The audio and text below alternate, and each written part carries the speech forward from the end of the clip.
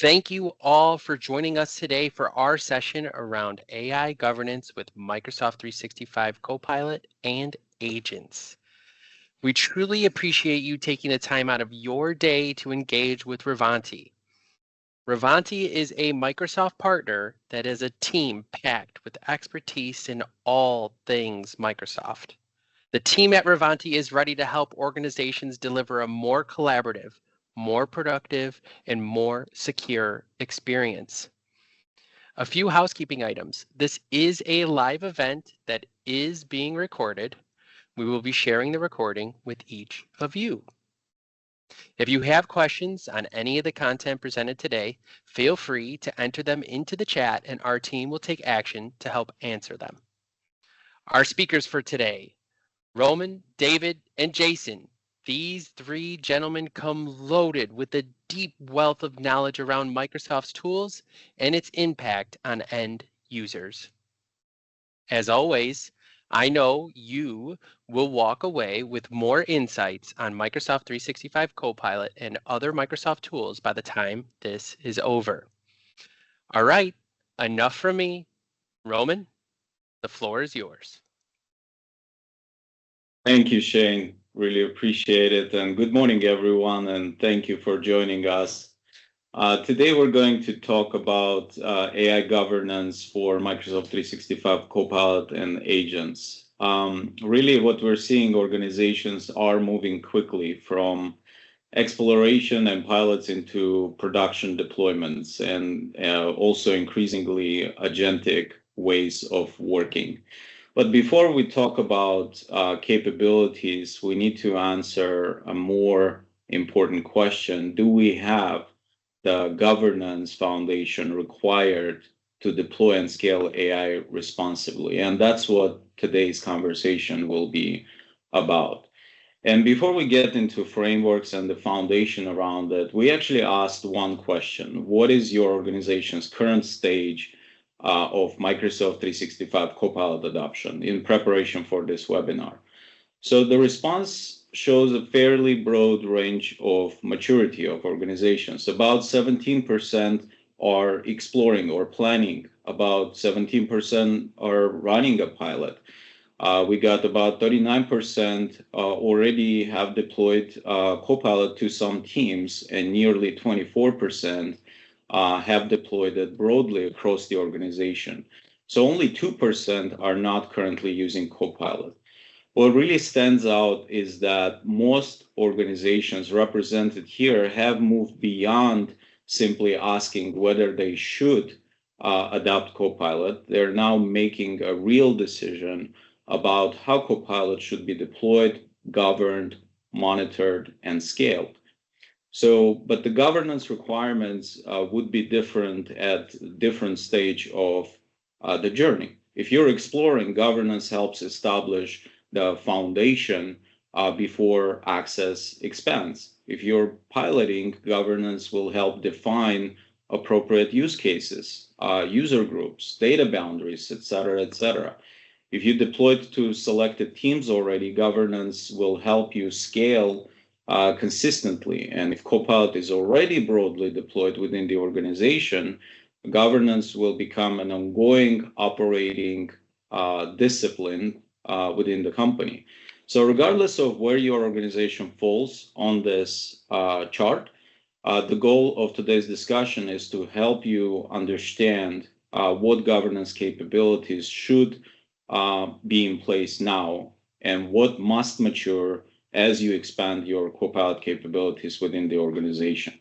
So the question is no longer simply, do we have Copilot? It's more about, do we have the governance foundation to use and scale Copilot responsibly? And this is where the governance conversation fundamentally changes. In the Copilot era, for example, our primary concern is information, or was information, right?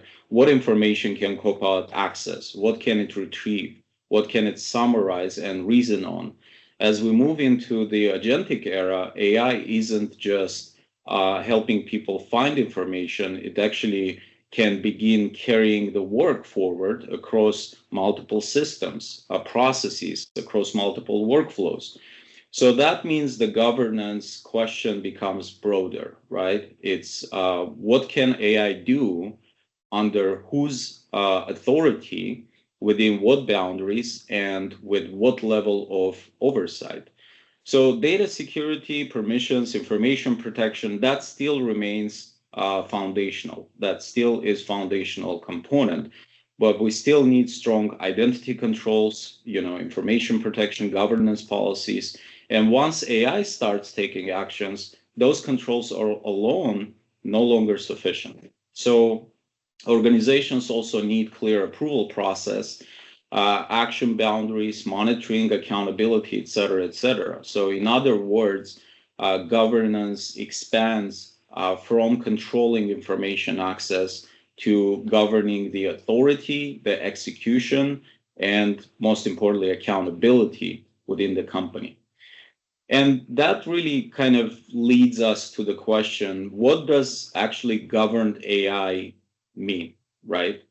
At this point, we kind of established that governance must evolve, no doubt, right?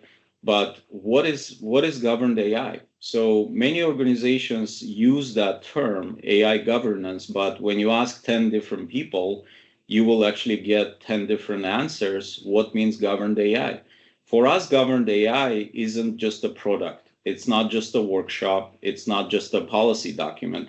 It's actually a set of conditions that must exist before AI can be trusted at enterprise scale.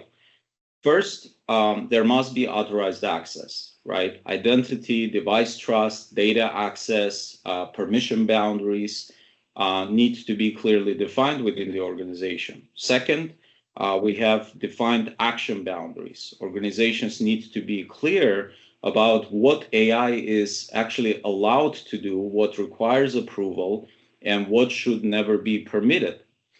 Third, activity must be observable. The monitoring is important, right? If we can't see prompts or agent behavior, automation activity, that's an issue, right? So that you can also effectively govern or defend it.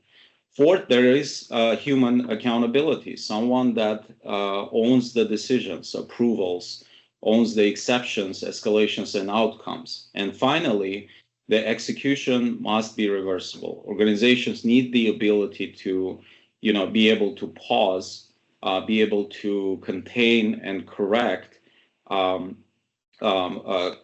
also recover from something that doesn't behave as expected. So when these 5 pillars or 5 components exist within the organization, then organization can more confidently scale AI within their environment. And now, as we look at what governed AI is, we also want to look at the technology stack within the Microsoft ecosystem and how is actually Microsoft achieving this with a native integrated model, right? So for customers that already running on Microsoft 365 environment, we have this kind of, let's call it a Microsoft AI governance control plane, right? Which is comprised of Purview, Entra, Intune, Defender, and obviously Copilot and Agent 365 being the latest announcements. So Microsoft Purview would address the data governance and compliance layer, which includes the information protection, the sensitivity labels, the data loss protection to prevent data leakage. Entra would really help with identity and access management. As agents become more capable, this is not just about user access. This is also about agentic identity access because agents do have identity. Microsoft Intune would extend that trust model to endpoints and devices because organizations want to also make sure that devices are compliant, right? And access is being granted from compliant devices. Defender would provide the security monitoring and detection capabilities, bringing that investigation layer into the picture. So in other words, if you look at this kind of layered approach, it really depicts that zero trust architecture that is very familiar for a lot of organizations, and now ultimately it trickles down to agentic AI and Copilot adoption as well. And obviously with Copilot and Agent 365 bringing that productivity, but also now having the ability to actually govern agents within the organization. And while we're talking about this first layer of the equation, which is technology, technology can, yes, provide controls, right? It provides the telemetry, enforcements, it provides the capabilities, but it cannot independently determine the organization's risk appetite, right? And really decide like which use cases should be approved, defining what business success means, or being able to assign accountability. And that is where organizational governance operating model comes into play. The second layer comprised of things like AI council, success owners, center of excellence, et cetera, which actually Jason will be touching on as well. So with that said, the question we had internally as we are working with our customers, how do we bring all that together and provide that governance framework so that organizations can confidently move forward? So we created what's called Ravanty Frontier Governance Framework, kind of looking at the bottom layer. As I mentioned, data security and information protection is foundational, right? That's where we start with DLP, with sensitivity labels, etc. Then we move into operational security domains. And what that really means is kind of expanding that visibility into layers outside of data, the identity, the devices, the agentic behaviors, the training, the skilling, et cetera. And further, we are extending that into Copilot agent operations to understand how do we approach agent visibility, agent life cycle, agent governance, and ultimately bringing that help of Agent 365 to provide that continuous governance across, rapidly growing agentic ecosystem. We had a customer that we had a conversation with them about a month ago, and they were just handful of agents. And later on, we actually realized that they already had hundreds of agents in a month or 2 months time frame, right? So that's very important consideration, that organizations really want to innovate and they want to rapidly grow, and that's where governance really becomes critical.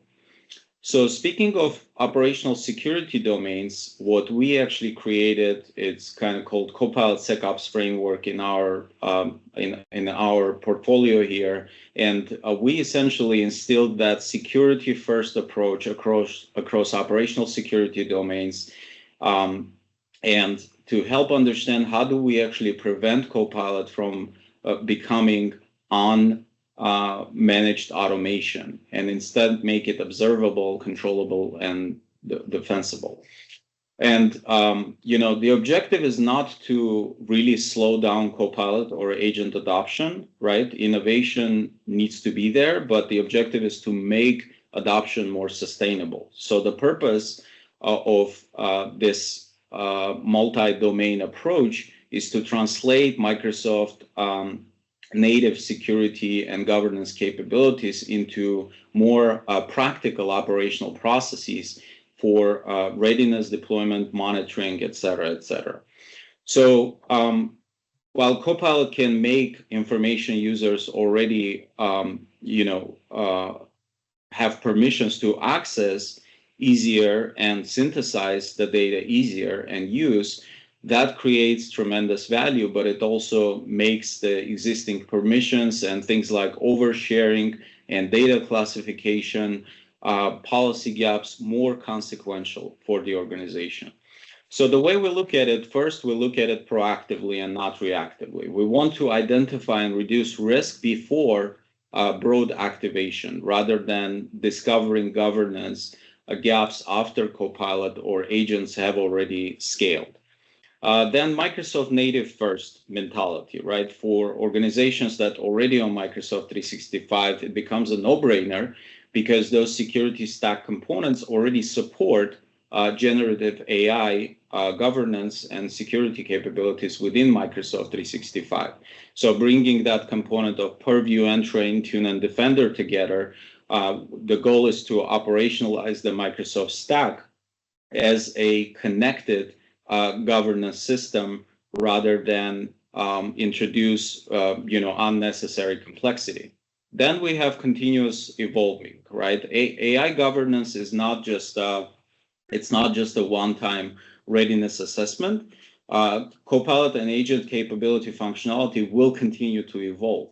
So use cases will continue to evolve, and therefore the risk landscape will continue to change. So policies and controls and monitoring, they must evolve as well to follow that innovation speed. And the fourth layer here is the defense layer, right? No single control is sufficient. Not to say that no security is 100%. So effective governance requires those overlapping protection layers to be working together to help you manage your risk better, right? So that is very important when you actually talk about this integrated Microsoft stack to help Copilot and Agentic AI. And as I mentioned, security first, some companies think that it's a blocker, but it's actually helps to accelerate Copilot adoption if you start right? It's not a blocker for innovation. It really means to establish those foundational aspects that will allow organization to innovate and scale. And really, the proactive security model begins with understanding where the organization's actual exposure exists, right? So the next is really risk assessment, right? So Copilot, as mentioned, will surface what users can access and not what they should access. So risk assessment must identify those oversharing, sensitive data visibility considerations, identity risks, and prompt misuse where applicable. So oversharing exposure, typically we would identify across SharePoint, document libraries, file shares broadly with like everyone link or everyone except external users, things of that nature, right? Sensitivity data visibility is also important. That determines the classification and regulatory considerations on confidential content. Identity risk evaluates privileged accounts, right? It evaluates stale identities and guest patterns, guest access patterns. Additionally, prompt and agent misuse or prompt injection, right? Assess the risk of adversarial prompt techniques targeting Copilot to extract data or manipulate outputs. And with all that, when we transition into governance conversations, now we're having considerations around acceptable use policies. Some organizations are in the process of developing acceptable use policy to understand what artificial intelligence actually means for their organization from allowed, rules and policies or defined boundaries, right? Also data handling standards, setting the requirements and establishing clear rules for governing how Copilot outputs and outputs are saved, shared, or used in the business process, right? So the way we approach this for our customers is really by conducting that assessment across many security domains. And what you see on the screen, like you don't need to memorize 15 different operational domains, but think of them as 4 operational motions, right? Establishing the accountability, protecting the environment, observing AI activity, and operating the program in a continuous manner. Some of the components here, like in established pillar, for example, we have licensing. May sound mundane, right? But if you don't have proper licenses assigned to users, that gets out of control pretty quickly and may be spread loosely across the user population, right? So we assign Copilot licenses deliberately early, and we configure consumption-based billing for agents if needed, right? So those are different considerations that organizations have to think about. Also determining, accountability and KPIs, like how do you really understand that your pilot project is successful, or how do you understand that production rollout is successful? And also tracking KPIs on an ongoing basis. How do you measure accountability, right? How many times you had incidents around potential data leakage from Copilot interactions, right? So all those different questions, while a lot of organizations may be familiar with it, but the concept is really interesting when you actually apply that to agentic AI and generative AI capabilities. In protecting the environment, we already talked about like identity and access management, some of the oversharing prevention, which I can tell you that most of the time when we assess the environments, there is at least some segment of overshared representation, data overshared representation that customers are not even aware of. So that increases the risk a little bit, right, with AI introduction within the organization. Observability, right, that is important, monitoring and compliance, behavioral controls, those are important as well, right, to make sure that that is also assessed within that operational domain approach or operational domain risk assessment approach, right? And also applying capabilities for full logging across user prompts, agent actions, and some of the automation flows. Because when we talk about agentic, most often you will actually be working within solutions like Power Automate, flows, et cetera, to create those automations and connect back to agentic environment, agentic capabilities. And obviously, agent governance covers that full life cycle, right? We govern the environments, apply DLP holistically, enforce the least privilege access and least privilege indexing, right? Which is very important. And when it comes to operations, in this era of agentic AI and Copilot and other AI solutions, it is going to be an ongoing process. Think of it as almost a shift around what you would typically call managed services, and you understand what traditional managed services are. Now it's about managed intelligence to make sure that you either have ways to handle that in-house on an ongoing basis, or you work with partners to actually support that ongoing operational component. So typically the tougher questions in AI and governance would be addressed by one of this, operational security domain within this 15 domain ecosystem. And really governance doesn't stop at prevention, right? Some organizations have some more sophisticated solutions around incident response for AI and agents. So organizations should actually extend their existing incident response programs with AI and agent-specific playbooks and runbooks. So the process really remains familiar. It's the detection, containment, investigation, and remediation, right? Whether the issue involves unexpected, agent behavior or connector failure or connector misuse, automation failures, it's important to respond quickly and understand what happened and restore control accordingly. So the important point is that these playbooks should exist before an incident occurs, right? So just like security considerations, AI governance would be measured not only by how we prevent issues, but by how effectively we respond when something goes wrong.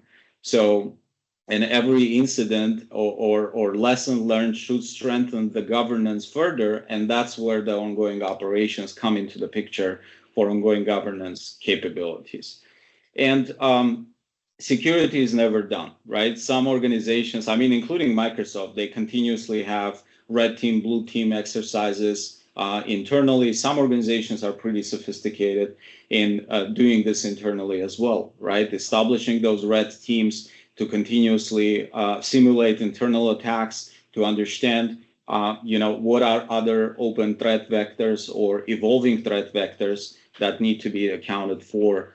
Establishing KPIs will be very important in that sense, right? To understand what degree of tolerance do you have organizationally when it comes to those security-related observability considerations and incidents, right? Some organizations have high tolerance level, others otherwise have lower tolerance levels. So those KPIs are very important as well. So, and up to this point, as we have focused primarily on governing answers, like what information Copilot can access, what it can surface, and agents really take that governance challenge, and it's no longer just limited to retrieving that information.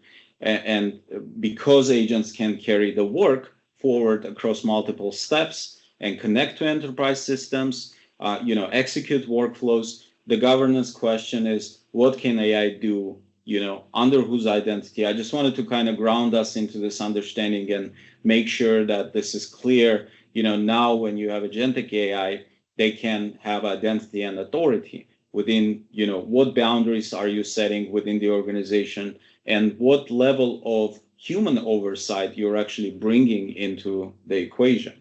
So this is where Microsoft helped to create that bridge, right, between what partners like Ravanty creates in terms of operational security domains and the governance framework, to now what's called Agent 365, the latest and greatest announcement, to bring that control plane into the picture, to really apply that operating model to determine why those agents exist, or which actions should be can be controlled, right? But with that, it's also important to have the delineation between what products can do as it pertains to the control plane versus what is the organization actually responsible for, right? In terms of establishing those governance capabilities and establishing some decision making process, because the technology cannot make decisions for what organizational change management, for example, teams are responsible for. So, beginning governing the authority, the execution and accountability is important, but agentic experiences, they can be embedded, because they can be embedded in the flow, and because agents are growing rapidly, those components need to be brought together as it pertains to technology and organizational change management. So really, before I let my colleague Jason speak about some of the important considerations for agentic operations, really the governance challenge is more consequential, right, when it comes to agents and Copilot agentic operations. As we move from kind of the AI being just an assistant, now what happens when AI actually begin carrying the work? And that's where, the considerations around governance operating model is important as well. So, Jason, if you want to expand on that a little bit, please. I'll pass it. Thank you, Roman, and nice to meet all of you. I'm a principal consultant here at Ravanty, and it's interesting that now when we introduce agents, we have these employees for all purposes out inside the organization acting hopefully on our behalf, but I don't have a one-on-one with my agents. I don't have a team meeting with my agents. I don't have a town hall. What are they doing? What should we be doing differently? Now that we have this automation in play, it's creating risk. And so the governance operating model, this is the why of it, right? And I don't want to talk so much of these three components as pillars, but more of a Venn diagram, because these all interact. It's the typical people, process, technology intersection. So the human intent has to remain central to that. The agents are scaling across the organization, and meanwhile, we're adding structure to the organization to enable it to be frontier ready.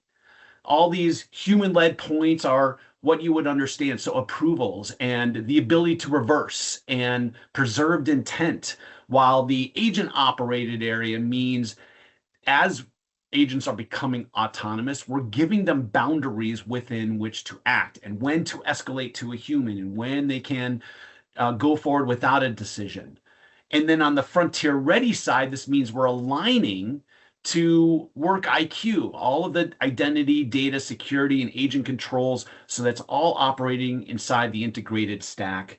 And that is what has come to light now that Agent 365 is generally available. We can integrate all its components, the registry of all the agents, the telemetry that they're performing, the security that is wrapping all of that, the policy capabilities into this platform control pane. So Agent 365 provides that control, but even a mature platform still needs an operating model to go hand in hand with that. So this is where agent operations comes to play, defines that operating model for leaders that are responsible for these business outcomes, these KPIs and decisions, to work in tandem with what the data that they're presented inside of Agent 365, so they can own that together.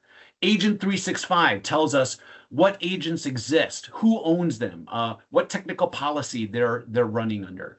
And meanwhile, agent operations determines which agents matter to the business, how we are measuring success with those, introducing those, and who is accountable when agents drift out of relevance, or they scale, or they're failing.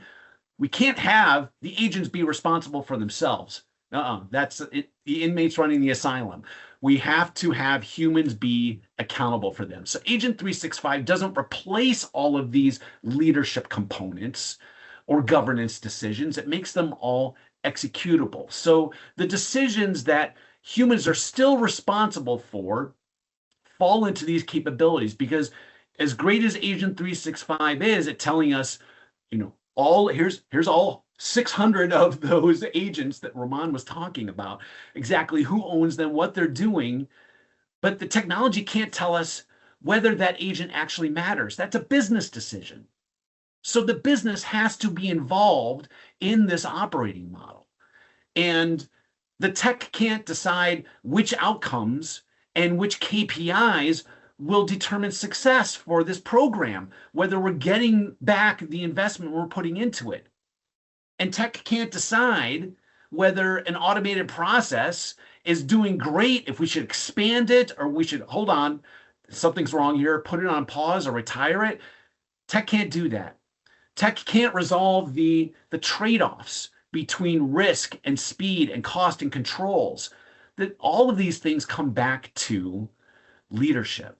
Governance is not just a technology program, it's a leadership, and especially with the last one. Tech cannot own its own accountability. Humans have to own the adoption, the exceptions, the escalations that come from it, and the results from this entire program. So let's switch for a moment, talking about all the great technical controls, and dive into operational controls, where we see that now it influences our organizational structure, it influences how we realize value from these investments, and it augments repeatable decision-making. So this framework that we create, we anchor this kind of in value creation. It's got to all come back to what the business gets back from it. And it aligns with Microsoft's thesis of the frontier firm. We've got the intelligence on tap, and we have the human agent teams operating in harmony. But you know what? That's a new blueprint. And the 6 success factors for our blueprint enable this tech business transformation. And it has to start right at the top of the organization with the C-suite. Business-led digital roadmap. This is our vision. And ensuring that the leadership is aligned on a vision that is transformative, that is going to change this organization and how we do business, and is defining exactly what the agent roadmap looks like going out into the future. They have to have the capacity to reimagine the business model and the business processes and refocus on how we deliver outstanding experiences for our customers and for our employees, and how we create competitive advantage. All of that has to be in consensus across the entire C-suite. Leadership has to be on board, and they have to articulate that down. We then come down to the execution layer. So here's where we put this operating model into play, and we'll show you the architecture of that on the next slide.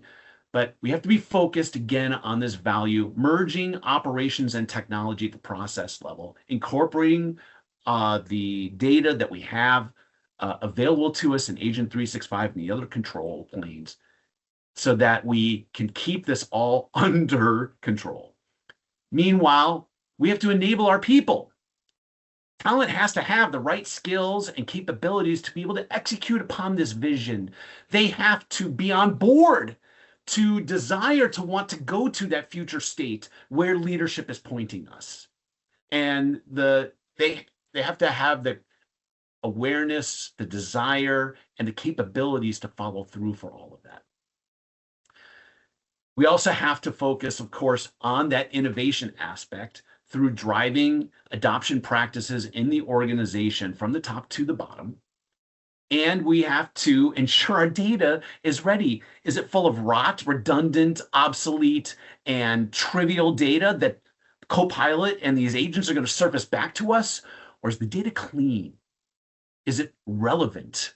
And does it give actionable information back to our employees or to the next agent in the work chain? We have to ensure that that data is high quality, and we can leverage insights from these other tools to that.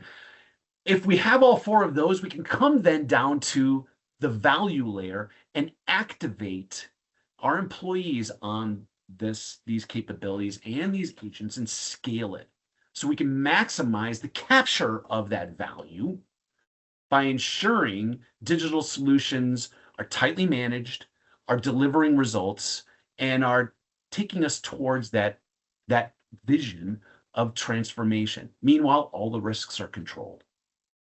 So that's what the model looks like. And the people that are responsible for it in that first area, we kind of bucket these into three areas. This is also Microsoft's best practices here, the structure for governance, so that we have an AI council that's responsible for that shared vision that builds that business-led roadmap. IT can't do this by itself, cannot. You got to get everybody in the room. You have to have their investment and commitment in this so that it is across the board. If it isn't from the top all the way down, there's mismanagement, there's misalignment of that. The council keeps these decisions together. It doesn't let it get fragmented and political and let adoption stall. They also have a responsibility, portions of our leadership, maybe not the C-suite, but we come down to a layer in between, your VPs, your business leads, these executives that can ratify the roadmap that the top level council has created and are committed to measuring the value. How much time did we save from the beginning of this implementation to the end of this with the agent? How much cost was reduced? How much risk was reduced? How much profit did we generate? How many more customers did we capture from this? So that we tie these agents to these business outcomes, and we avoid this, oh yeah, isn't the tech really cool? That's really great, but we didn't get any ROI. Can't have that.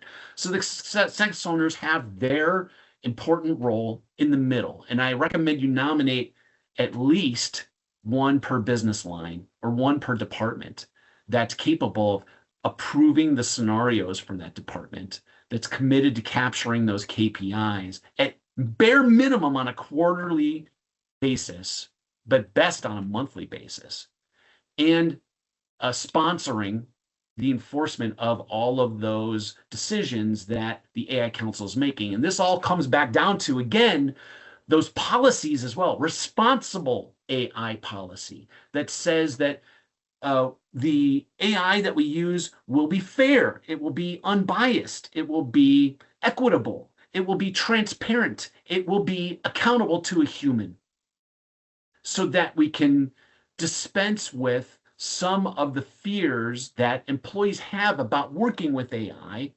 by proactively addressing these items and making the principles embedded into our policy. And then the last component of leadership is the center of excellence. So this is your group, your innovators and your early adopters are just itching for this thing. So create that space for them.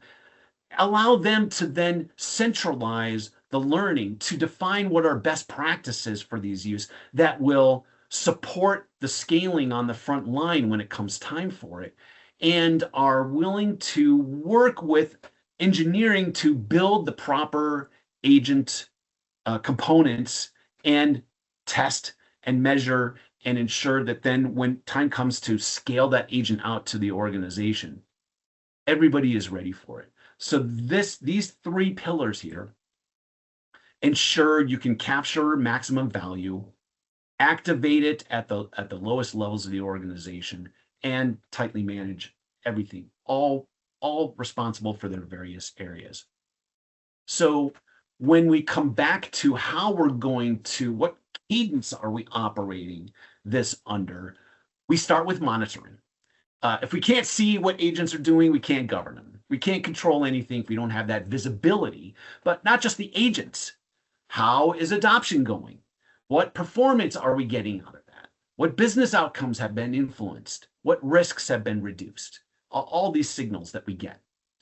And analyzing those results, looking for outliers, unexpected behaviors, friction in the processes, risks that are emerging that we didn't get on our first pass, objectives that were missed, opportunities for improvement. We all need that. It's how we get better. So understanding all of that at that first level then allows us to make the proper decisions from those insights.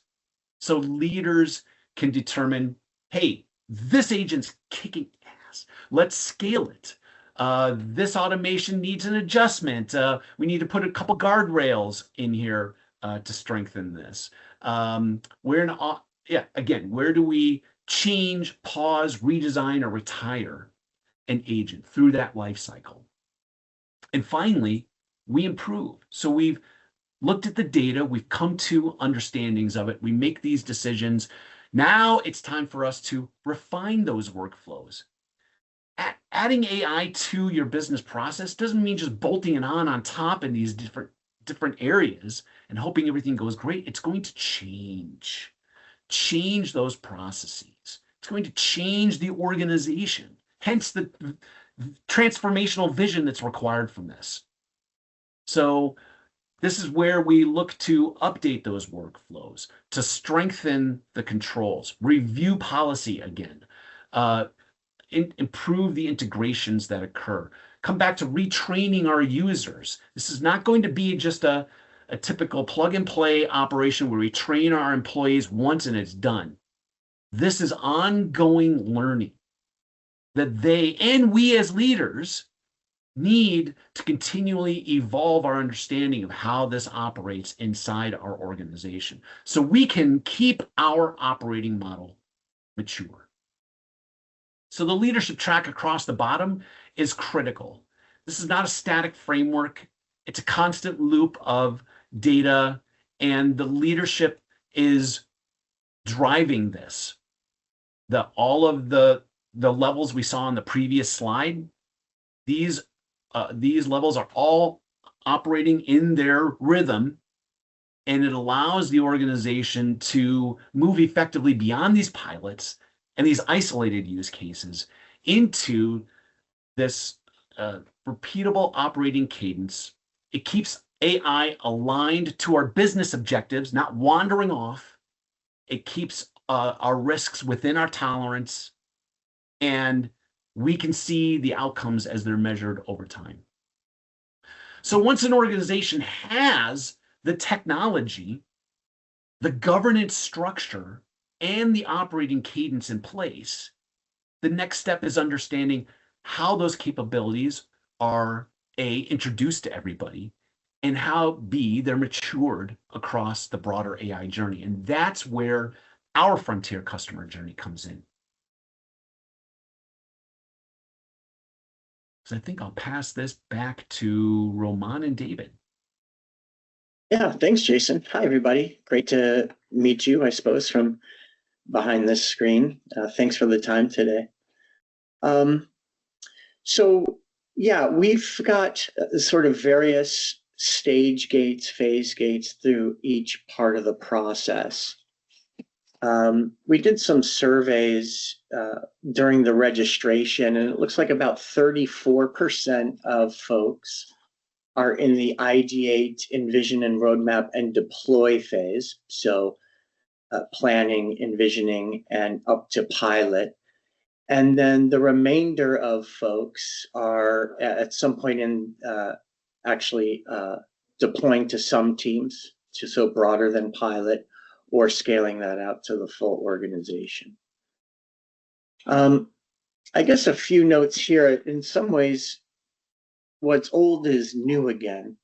I've been working with Jason and Roman for 15 plus years, and we've seen sort of these governance issues with other technologies that had been developed and released to GA, specifically from Microsoft, specifically around Teams, where we saw not a lot of governance when the product hit the market.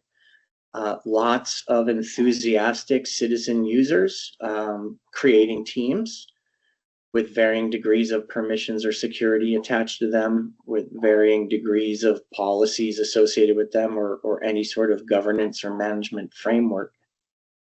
And somewhat quickly, 8 to 12 months after organizations started to take that up, we had what we called team sprawl.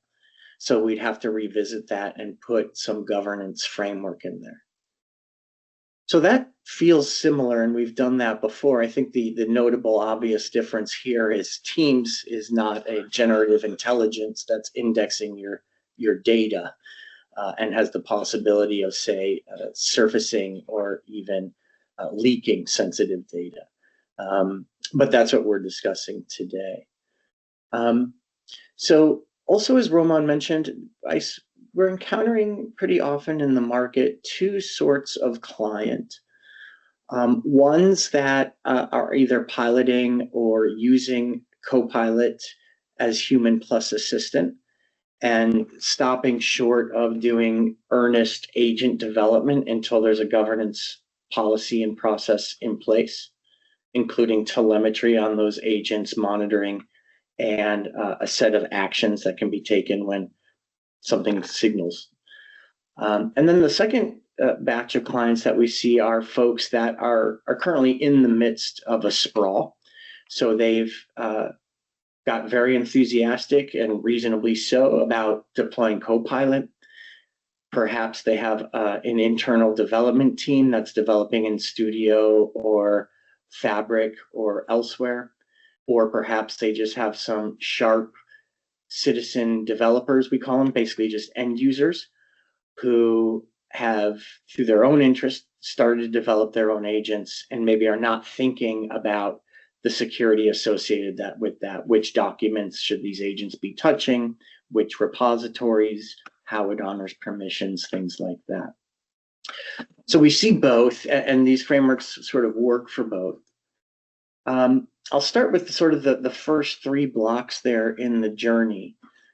For ideate, for anyone that was interested, basically we have some pretty broad experience and materials that are customized to essentially provide an executive summary.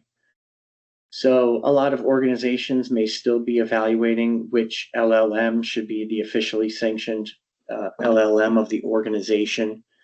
We can talk about Claude versus ChatGPT versus Gemini versus Copilot and the pros and cons we see there.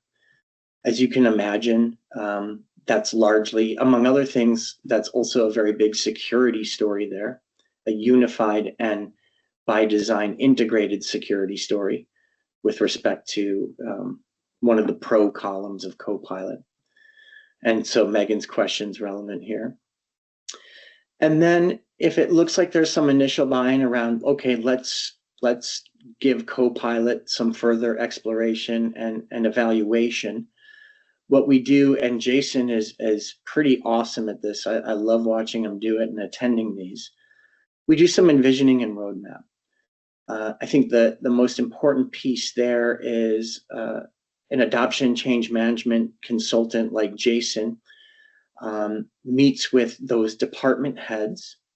So those folks who are actually deeply immersed in and familiar with the day-to-day workflows that a larger team does at scale, so that we can start to identify and actually rank in a rubric or matrix what we think will be some high value, lower complexity, lower risk in terms of, say, data sensitivity or integration risk to tackle first in order to see, understand, evaluate, and prove out potential ROI and application for Copilot.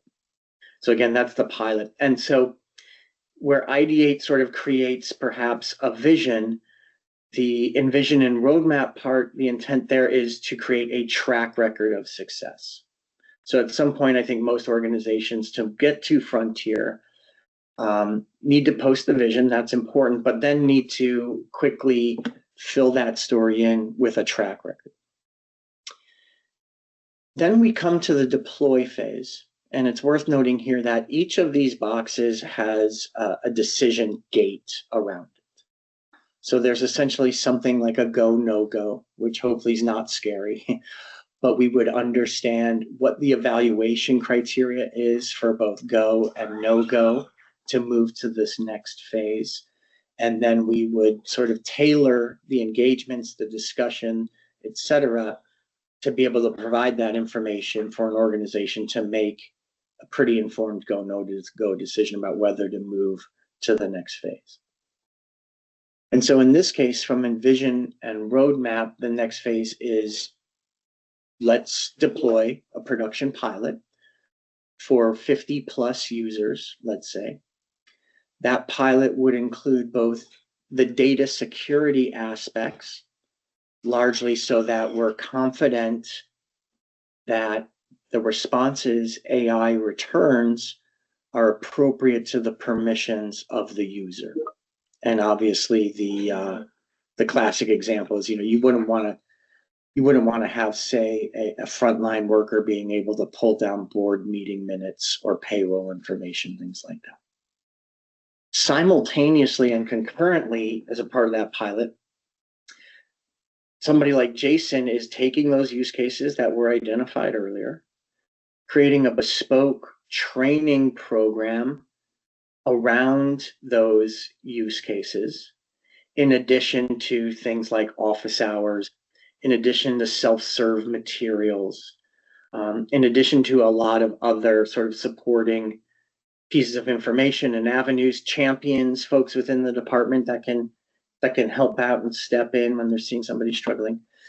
But ultimately, all of that enablement so that folks can effectively use Copilot within their work stream gets released into production after testing and validation. And then we see and measure what that activity looked like, what that adoption and uptake looked like, ultimately what the ROI and projected time savings looked like, so that our clients can then start to evaluate whether it makes sense to deploy to further departments and more broadly in production.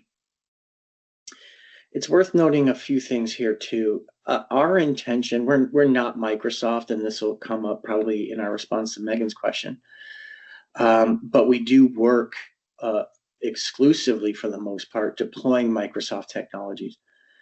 Our intent here is less really selling on Copilot, and really more with giving organizations the information that they would need to make an informed decision about whether or not to move forward. So that's really the outcome of the pilot. And if we're a go, there's some rationalization about which Copilot is right, etc. And then this is also typically the time where we start to get very serious about governance if we haven't already, because agents are on the horizon.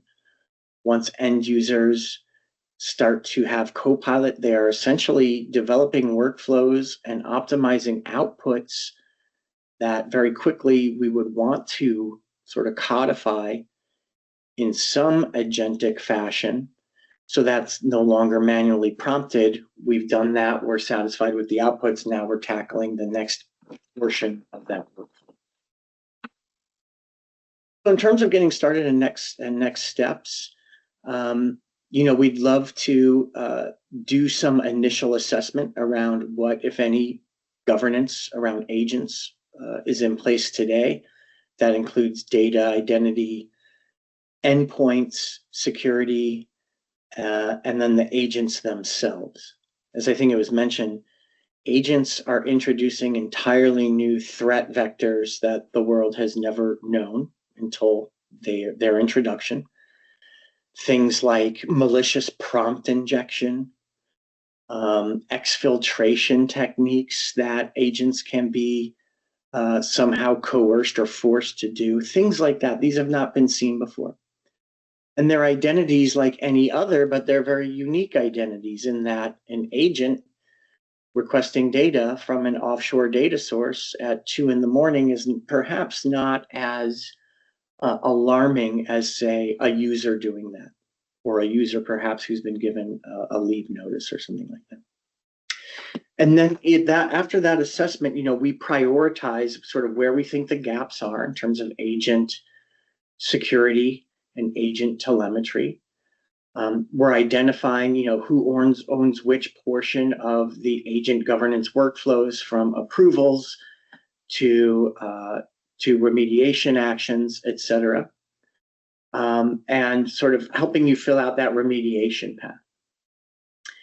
And then in terms of secure and governance, this is really where Agent 365 and some other tooling in Microsoft 365 comes in. Those are configured to give signal to Agent 365, in some cases to create, say, automatic responses like conditional access for when we see something fitting a sort of a threat profile. And then, of course, the operational phase. This is really, how does this look like in a steady state? What's the day-to-day standard operating procedure? Now, Roman, let me take a quick crack at Megan's question because I think it's a good one. And let me know if you think I'm off base here. I do not see Microsoft certainly forcing in any product-specific way Agent 365 on their customers. I think what we're more likely to hear is Agent 365, like Copilot, is by design and from the outset natively integrated with all of the other security tooling there. So there's really no customization, there's really no gap, there's really no fail point between, say, EDR or your identity management system and agents, Copilot agents, and Agent 365, where that data is surfaced and acted on. So that sort of seamless security stack integrates with agents and Agent 365. So I think that's probably more the story there. I know there are some other solutions there that, at least at first glance to me, seem like perhaps possible and viable to monitor and get telemetry on agents. But the real story is somewhat similar to the Copilot story in that it's natively integrated into the stack. Roman, let me know if I'm off base, but that's my hot take on that question. Thank you, and I responded to Megan as well. But yeah, you're correct. That's, I mean, from our standpoint and the way we look at it, just based on what we've seen from the past, Microsoft's innovation and platform developments, I think, I don't think it will be a replacement per se. So yeah. And I know we're at the top of the hour.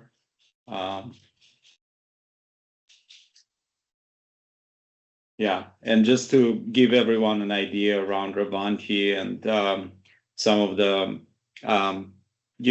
considerations around experience and our expertise, I put it on the screen just for the audience to know that we are 100% Microsoft focused, specialized partner, so able to help across the Microsoft ecosystem when it comes to AI capabilities and security-driven AI governance, etc. So happy to help with additional questions if there are any after the webinar.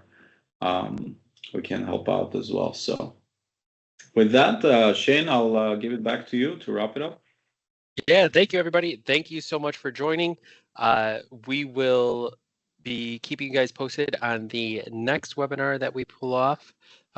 Maybe a little bit of a different content, a little subject, probably within the same AI approach, but be on the lookout. Thanks again for your time, and see you on the next one.